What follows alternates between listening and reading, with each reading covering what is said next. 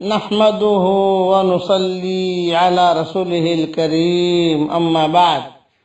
آج کا سبق سن لیجئے، سبق نمبر 374، سبق نمبر 374۔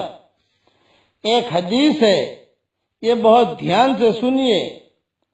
حضرت ابو ہریرہ رضی اللہ تعالی عنہ روایت کرتے ہیں کہ حضرت محمد صلی اللہ علیہ وسلم نے ارشاد فرمایا، درود شریف پڑھ لیجیے میرے ساتھ۔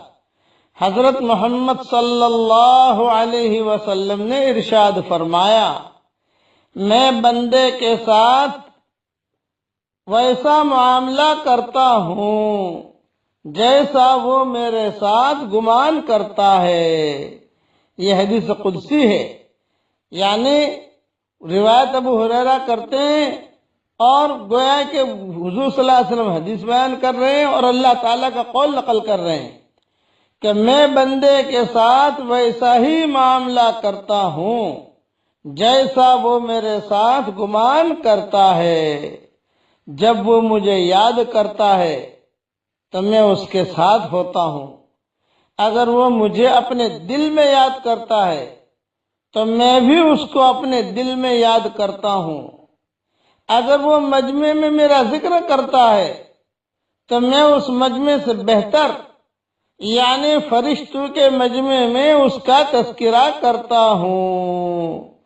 سبحان اللہ۔ آپ گھر میں جو ہے سنائیں گے بیوی بچوں کو تو صرف میں کہتا ہوں کہ ایک مرتبہ کلمہ پڑھ لیجئے، اشہد اللہ الہ الا اللہ واشہد ان محمد رسول اللہ۔ جہاں آپ نے تذکرہ کیا اللہ نے آپ کا تذکرہ کیا، بیوی بچوں کے سامنے آپ نے تذکرہ کیا، اللہ نے فرشتوں کے سامنے آپ کا تذکرہ کیا۔ میں نے تذکرہ کیا میرے بیوی بچوں کے سامنے، اللہ فرشتوں کے سامنے میرا تذکرہ کرے گا۔ اگر میرا ذکر مجمع میں میرا ذکر کرتا ہے تو میں اس مجمع سے بہتر یعنی فرشتوں کے مجمع میں اس کا تذکرہ کرتا ہوں۔ اگر بندہ میری طرف ایک بالشت متوجہ ہوتا ہے تو میں ایک ہاتھ اس کی طرف متوجہ ہوتا ہوں، اور اگر وہ میری طرف ایک ہاتھ بڑھتا ہے تو میں 2 ہاتھ اس کی طرف متوجہ ہوتا ہوں، اگر وہ میری طرف چل کر آتا ہے تو میں اس کی طرف دوڑ کر آتا ہوں۔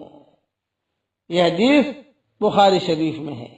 مطلب یہ ہے کہ جو شخص اعمال صالحہ کے ذریعے جتنا زیادہ میرا قرب حاصل کرتا ہے میں اس سے زیادہ اپنی رحمت اور مدد کے ساتھ اس کی طرف متوجہ ہوتا ہوں۔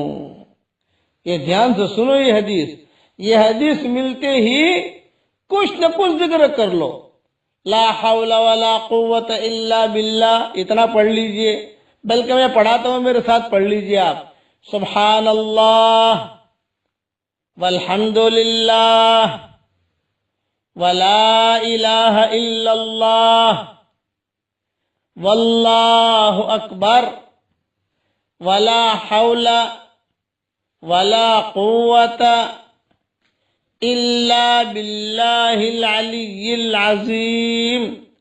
دیکھو میں نے پڑھا، اللہ میرے ساتھ ہو گیا اور اللہ نے میرا بھی تذکرہ کیا آسمانوں کے اوپر۔ آپ پڑھو گے تو اللہ آپ کے ساتھ بھی ہو جائیں گے اور آپ کا تذکرہ بھی کریں گے، اور اللہ آپ کو نیکیاں بھی دے گا، اور یہ نیکیاں مرنے کے بعد کام آئے گی۔ مرنے کے بعد پیسہ کام نہیں آئے گا۔ دنیا تو اللہ اس کو دیتا ہے جس سے محبت کرتا ہے، اور دنیا اللہ اس کو دیتا ہے جس سے محبت نہیں کرتا۔